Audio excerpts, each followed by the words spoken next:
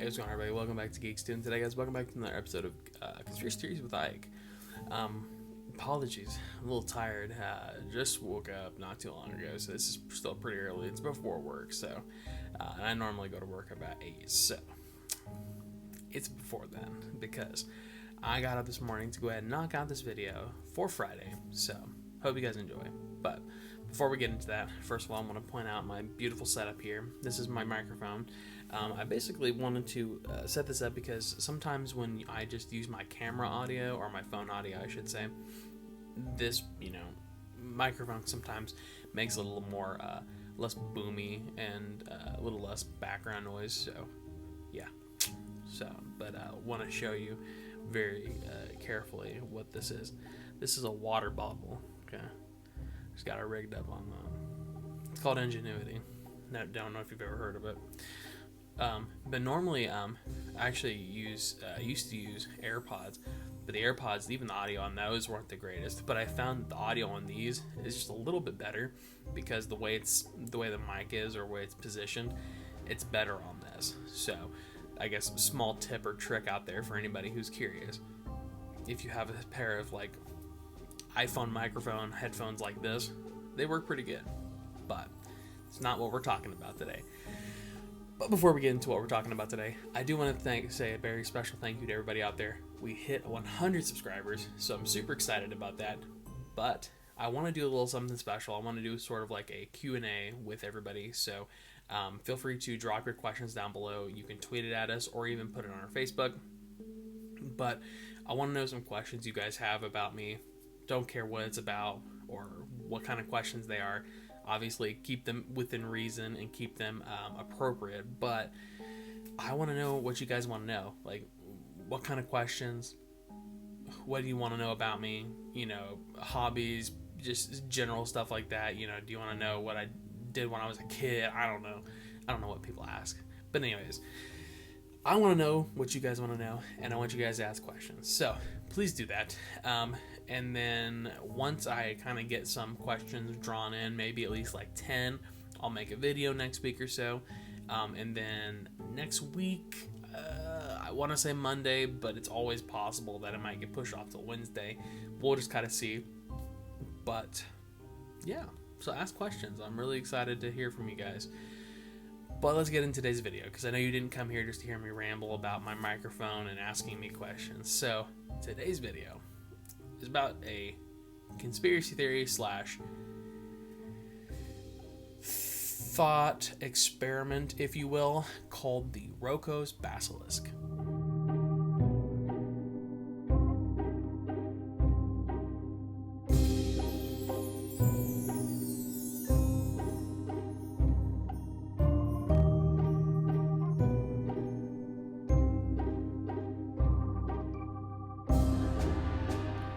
Talk about the conspiracy theory. I gotta drink some coffee. That's good. So now that I've had my coffee, now we have to give you some context. Because conspiracy theories are never straightforward. Every conspiracy theory I've ever read or heard about, it's always got like 100,000,001 different like. You have to know this, but you also have to know this, and then once you know A and B, we can then talk about the theory.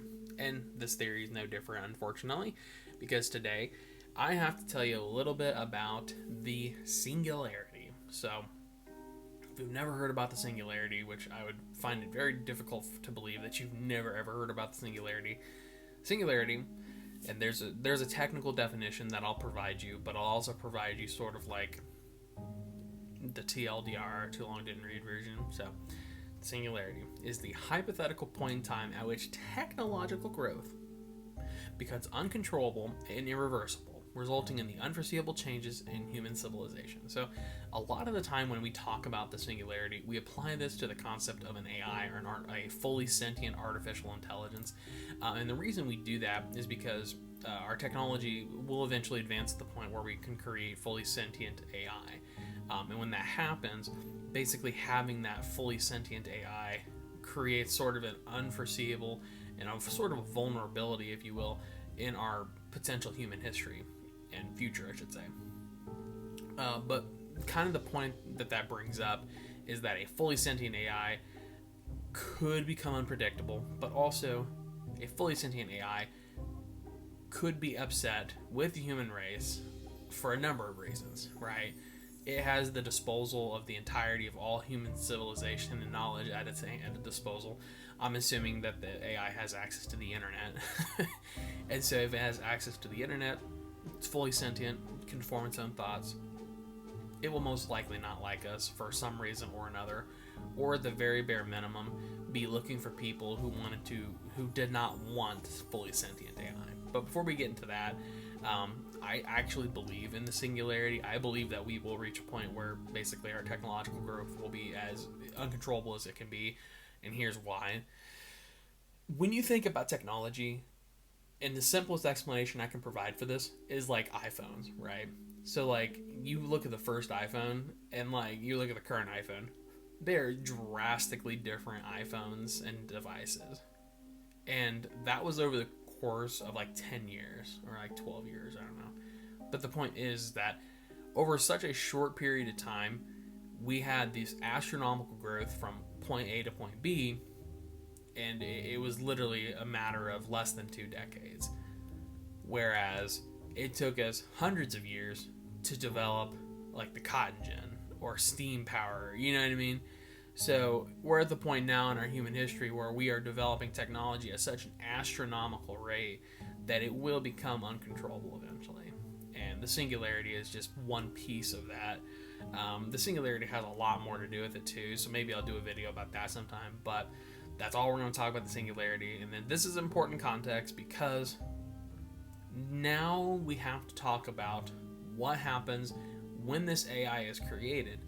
And if and when this AI is created, is it going to be upset if you or I tried to prevent its creation?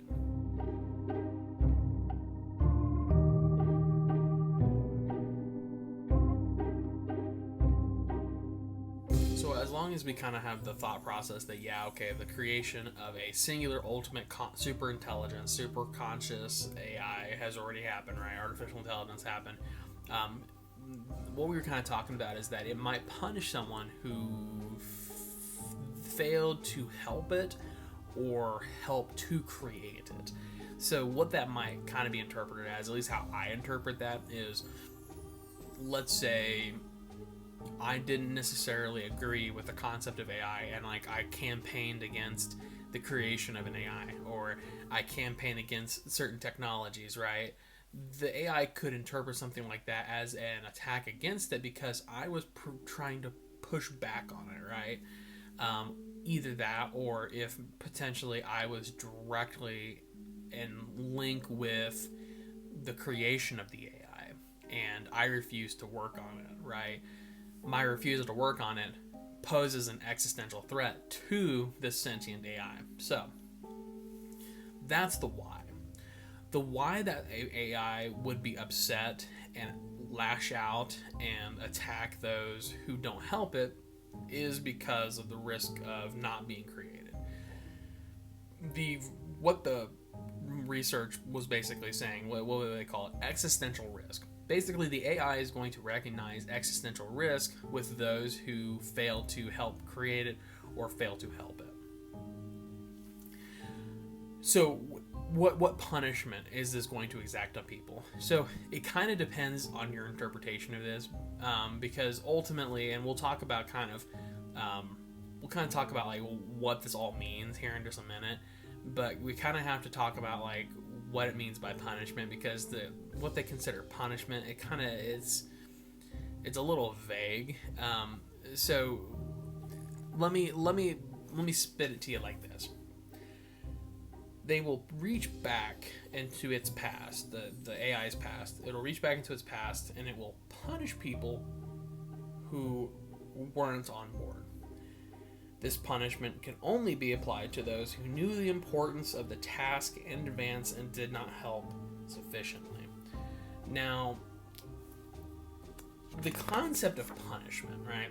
That's what we're going to talk about, because to me, that makes it sound like they're going to figure out a way to go back in time and, I don't know, fucking murk somebody who was like, I don't like AI. But the way they were kind of saying it was like, the AI is going to create like a simulation of you and torture that simulation or something like that. Or if you are still existing, that it would torture that version of you, or it would hurt that version, or punish that version of you, I should say, because of its refusal to work with us. Now, there is also sort of a concept that it's already done this, so that anybody who's already existing is already on board with this, right? You and I were left alive because we don't pose an existential risk to the AI, right? So the AI, it didn't deem that our deaths were worthy because we don't directly pose any issue or risk to the AI itself. So take that with a grain of salt too, because I obviously don't know how much of that I would believe, because that would then that you would have to then assume that the AI has access to some form of time travel or some kind of access to literally reach back through time in an effort to, prevent you and I from existing. Which isn't necessarily, impossible, because if time travel were possible, I would think that a super intelligent, super sentient AI would be able to figure it out. Whether or not they would be able to exact a plan of action in which to do the time travel is a whole different thing. But I would think that if anybody was going to figure out time travel, it might be someone an AI that's become super sentient. But with that in mind, the AI isn't necessarily evil, okay? This isn't HAL, right? This isn't like some super evil AI that's basically trying to exact its revenge on humankind. Basically, this is the friendly AI that you and I will get if everything goes right and humans don't create a bad one. So, kind of what that means, because that's sort of a loaded statement, means that you and I were on board and we created the good AI, and the good AI acting in a natural manner of existential risk reduces that risk. So this is the good AI, because a bad AI would just be evil, right? This isn't evil, I guess. But then I guess you have to kind of think of the concept, can an AI be truly good or evil? If it's truly sentient, can we really, superimpose like our concepts of good and evil on a computer, right? So that's basically the long and short of it. There's a lot that goes into Roko's Basilisk. You can actually look this up, and there's an entire multi-page wiki that goes into this into extreme detail. What I've provided you is the bare minimum, because these are the talking points that I thought were the most important. This is not necessarily an evil AI, but this is an AI who does understand that there is existential risk, and they're going to try and mitigate that risk to the utmost potential. They're going to try and prevent other people from preventing it from existing as much as possible, whether that be actual physical action or through some form of simulation in an attempt to mitigate that existential risk. So that is what Roko's Basilisk is. That if you and I are here, we either don't pose a risk to the AI, or we should just go ahead and work with the AI, because either A, the AI already knows that we're a risk, or we're not a risk and we're just going to help it. That it's better just to help it. But this is sort of a futuristic version of an older theory called Pascal's Wager.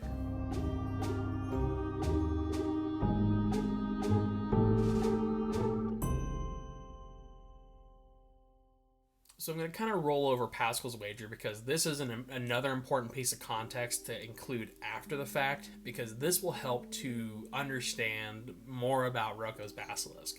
So Pascal's Wager is basically the argument that even if a person believes in God, even if a God's existence cannot be proved or disproved through research, that we should still believe in God. Basically, it's better to believe in God regardless of anything else than not to believe in God, right? So there's obviously additional considerations that go into this, but there's basically like a 4-point bulletin system that kind of all consumes this concept of Pascal's Wager. I'm sure you've probably heard this before, especially if you've ever gone to church. They like to use this a lot in like evangelical churches. This has happened a lot when I was in church when I was younger. I've heard this Pascal's Wager 100 times. So basically, if you believe in God and God does exist, you go to heaven. If you don't believe in God and he does exist, you go to hell. If God doesn't exist and you believe in God, nothing happens. If God doesn't exist and you don't believe in God, nothing happens. So basically, it's like four boxes, right? Which is like good and then all bad. Is basically what it is. It's saying that the best outcome in this situation is to believe in God, because if he exists, believing in God is the best option. And if he doesn't exist, believing in God is the same level of meaninglessness as not believing in God. But in the off chance that God exists, believing in him gets you a place in heaven, right? So you're probably asking yourself, how does this apply to Roko's Basilisk? Basically, the concept is if you believe and help an AI, and the AI does exist, then you're good. If you work against the AI and the AI exists, it's going to remove you as a potential risk. If you try and help the advancement of an AI and the AI doesn't exist, nothing happens. If you don't try to help the advancement of the AI and the AI doesn't exist, nothing happens. So basically, it's the same concept, right? It's like the good box and then 3 bad boxes.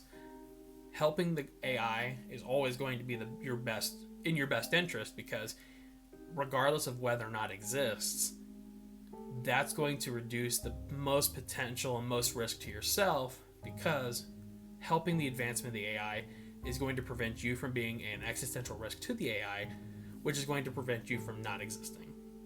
So it's sort of like a weird Pascal's Wager, and I guess it also kind of, you have to think like, is this talking literally? Like, is this saying that if you believe in the AI and you're helping the advancement of the AI, that, it's going to be good? Or is it saying like the AI literally will attack you and kill you if you don't help it? So that was kind of the thing that I kind of struggled with Roko's Basilisk, is whether or not to take the threat of the AI literally, as in this AI is going to find a way to basically end me in some way, shape, or form, or if the concept of the AI is simply, he's basically just going to be upset about it. I don't know.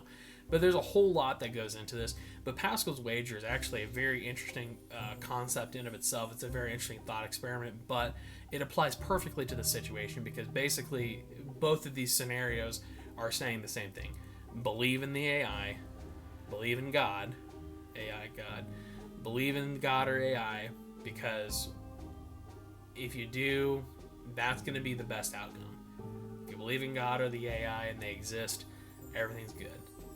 Any other situation, it's either going to be bad or it's going to be meaningless. So, why not? Why not believe in it? So basically, that's the long and short of it. Pascal's Wager is a perfect analogy for this. And when I was reading the wiki, it actually brought that up, and I was like, wow, that's actually really accurate for, like, that's the easiest way I could possibly explain, like, the concept of the AI. It's like, might as well help the AI, because it's going to, basically that's going to mitigate your existential risk, right? It's going to prevent the AI from being upset with you if, you try and prevent it from existing. But I could be wrong.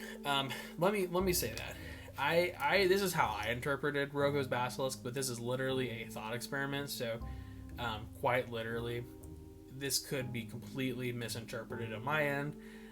So if you have a different interpretation of Roko's Basilisk, let me know what you think in the comment section down below, because like I said, Roko's Basilisk is a really long, drawn out, and very complicated and complex thought experiment that goes into a whole another dimension of rules and things and everything else. So it's not even necessarily that this is like the only interpretation, but keep in mind that there are other, interpretations for this. This is just mine. But with that being said, I'm going to move into final thoughts. Let me know what you guys think in the comment section down below. Do you agree with this sort of interpretation of Roko's Basilisk? Do you think that the existential risk to ourselves from the AI is real, or is it more simulation theory? And just let us know what you think, because I'm curious. These theories always pose sort of these, wild questions about, potential issues. And some of them are more realistic than others. I feel like this one could be more realistic because on one hand you have the singularity, which I do agree with. On the other hand, you have this concept of maybe possibly literal punishment from an AI for not helping its advancement. So let me know what you think in the comment section down below. Let us know what you think on social media, and tell me, how do you interpret the thought experiment Roko's Basilisk? But for now, let's move into final thoughts.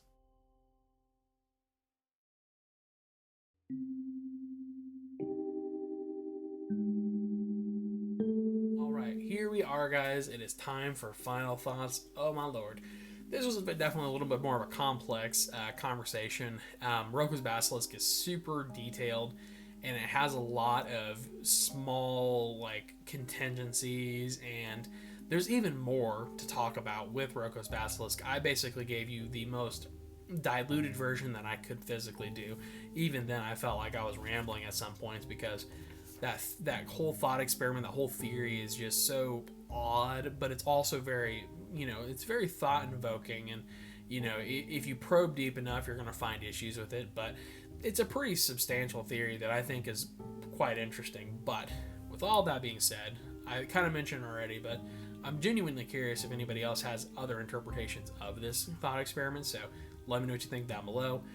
But one thing I wanted to point out was when I was reading about it and they were talking about Pascal's Wager, I was like, wow, okay, Pascal's Wager fits perfectly in this. Just replace God and Pascal's Wager with AI. I mean, it literally, it's perfect. And I think that there's a very interesting correlation here that if you create an all-sentient AI, it's going to be very powerful, because we're comparing it to God. But anyhow, sort of some final thoughts. This is an interesting one, really complex, not too big of a deal though. I was still able to find most of the information pretty easily. This one was definitely more researchable than a lot of the other ones that I've done, since a lot of the other ones sort of are just bullshit theories. I'm not saying that they're bullshit because most of them probably aren't real. Some of the ones that I'm kind of talking about, it's like the prenatal quantum nightmare. That's a really super niche theory, right? It's talking about these three concepts of prenatal quantum nightmare, or the caveman genocide. There's a little more research on that, but the other one was the Paleolithic deep state. That one was wild because there's absolutely nothing to prove that. There's no research about that. That's basically just someone was smoking a doobie or something, was like, yo bro, what if the Neanderthals were running the deep state, dude? Whoa, basically that's what it was. And anyways, so this one had a lot more research that kind of went into it. This is definitely more detailed and more written out. This isn't something that I'm having to really guess on. But yeah, so let me know what you guys think. There's plenty of information out there, so read up on it yourself. Let me know if you think that this is great or not, or if you think that my interpretation's lacking in any way, shape, or form. But I do want to give a special thanks to Cicada1205 on Reddit for the iceberg. I always put it up right here. Cicada1205, beautiful iceberg. I don't know if you'll ever see this, or even if you're real. I don't even know. You could be a robot. I don't know. Or an angel or a demon. Who knows? I'm kidding. Totally kidding. But anyways, the point being is, thank you so much for creating this iceberg. I'm going to continue to say this in every video I make, because without this iceberg, I wouldn't be doing this YouTube still, because I really like talking about conspiracy theories. And I didn't realize how much I like talking about conspiracy theories until I found this iceberg and started doing research. So that's going to be it for today. I mentioned in the beginning of the video, but ask us questions. We're going to answer them. And as always, if you want to join the Geek-Stew crew, let us know down below. Leave us your handle. We'll reach out to you. Or just hit us up on social media. You can find that in the description or at the end of the video. And my last closing words for you are stay happy, stay healthy, stay safe, and we'll see you in the next one. See ya.